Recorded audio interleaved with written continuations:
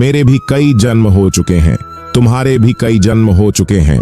ना तो मेरा अंतिम जन्म है और ना यह तुम्हारा अंतिम जन्म है। मैं सभी जीवों में विद्यमान हूँ। मैं चींटी में भी विद्यमान हूँ और हाथी में भी विद्यमान हूँ। कर्म का फल व्यक्ति को उसी तरह ढूंढ लेता है जैसे कोई बछड़ा सैकड़ों गायों के बीच अपनी मां को ढूंढ लेता है। व्यक्ति कर्म करने से कभी छुटकारा नहीं पा सकता है, इसलिए तुम्हें हमेशा कर्म करते रहना चाहिए, क्योंकि कर्म के बिना तुम्हारे शरीर का निर्वाह कभी नहीं हो सकता है। जो लोग दूसरों की सहायता करते हैं, ईश्वर उनकी कोई न कोई रूप में अवश्य सहायता करते हैं। इस संसार में कुछ भी स्थायी नहीं है। जब यह संसार ही स्थायी नहीं है तो इस संसार की कोई वस्तु कैसे स्थायी हो सकती है। एकमात्र परिवर्तन ही संसार में स्थायी है, इसलिए परिवर्तन से कभी भी भयभीत नहीं होना चाहिए। आत्मा शरीर को वैसे ही छोड़ देती है जैसे मनुष्य अपने पुराने कपड़ों को उतार कर नए कपड़े धारण कर लेता है। मन शरीर का एक हिस्सा है, इसलिए सुख दुख का एहसास करना आत्मा का नहीं, शरीर का काम होता है। मान अपमान, लाभ हानि, खुशी और गम सब मन का खेल है। इच्छा पूरी नहीं होती तो क्रोध बढ़ता है और इच्छा पूरी होती है तो लोभ बढ़ता है। इसलिए जीवन की हर स्थिति में धैर्य बनाए रखना। धर्म केवल रास्ता दिखाता है, लेकिन मंजिल तक तो कर्म ही पहुंचाता है। वह जो सभी इच्छाएं त्याग देता है, जो मनुष्य मैं और मेरा की लालसा तथा भावना से मुक्त हो जाता है, उसे शांति प्राप्त होती है। श्री कृष्ण ने कहा है, अगर तुम्हें किसी ने दुखी किया है तो बुरा मत मानना। लोग उसी पेड़ पर पत्थर मारते हैं जिस पेड़ पर ज्यादा मीठे फल होते हैं। स्वार्थ से रिश्ते बनाने की कितनी भी कोशिश करें, वो कभी नहीं बनते हैं, और प्रेम से बने रिश्तों को कितना भी तोड़ने की कोशिश करें, वो कभी टूटते नहीं है।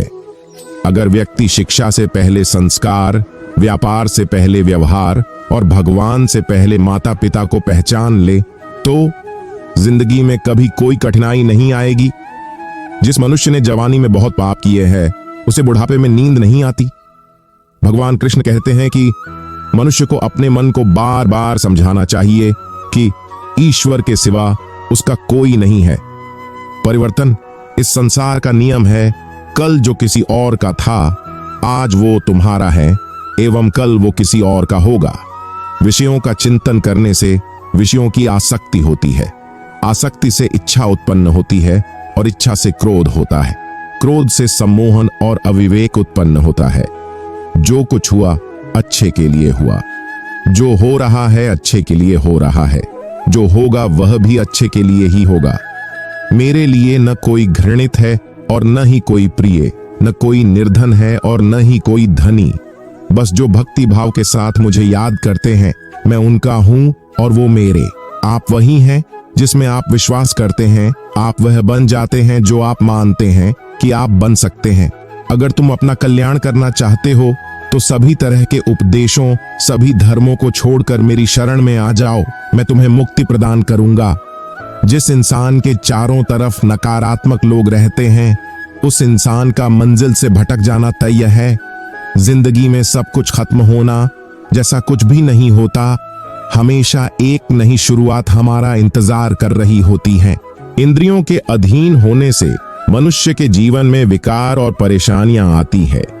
सुख दुख का आना जाना सर्दी गर्मी के आने जाने के जैसा ही है, इसलिए इन्हें सहन करना सीखना ही उचित है।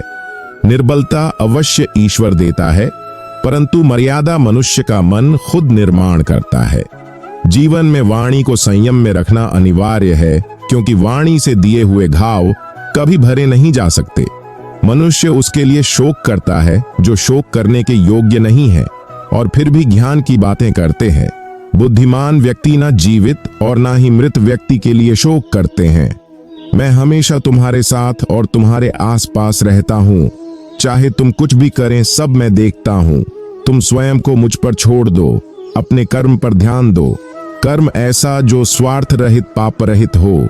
जीवन में समय चाहे जैसा भी हो, परिवार के साथ रहो। सुख हो तो बढ़ जाता है और दुख हो तो बढ़ जाता है। मोहग्रस्त होकर अपने कर्तव्य पथ से हट जाना मूर्खता है, क्योंकि इससे ना तो तुम्हें स्वर्ग की प्राप्ति होगी और ना ही तुम्हारी कीर्ति बढ़ेगी। श्री कृष्ण कहते हैं कि सत्संग ईश्वर की कृपा से मिलता है, परंतु कुसंगति में पड़ना मनुष्य के अपने ही हाथों में होता है।